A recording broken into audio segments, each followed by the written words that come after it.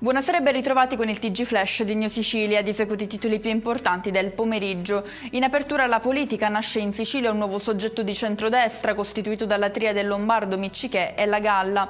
Oggi a Palermo ha avuto luogo il simbolico taglio del nastro.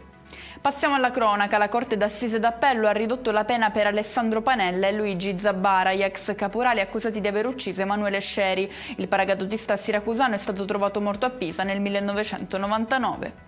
Verrà aperta dalla Procura di Agrigento un'indagine dopo il salvataggio di una bambina di 11 anni sbarcata a Lampedusa da sola. La piccola, originaria della Sierra Leone, ha raccontato di essere partita con altre 44 persone dalla Tunisia su una barca poi affondata. Un trono d'oro, leoni e pistole placcate e infine appeso alla parete un quadro raffigurante Tony Montana in una scena cult di Scarface. Questi cimeli ritrovati nella casa di Fabio Sant'Angelo, uno degli arrestati nell'operazione antidroga di oggi a Palermo. Chiudiamo con il meteo. Diramata un'allerta di colore giallo per tutta la Sicilia. Le province maggiormente colpite dal maltempo saranno Siracusa e Trapani. E con questo è tutto, prossimo appuntamento domani alle 13:30. Grazie per averci seguito, buon proseguimento di serata.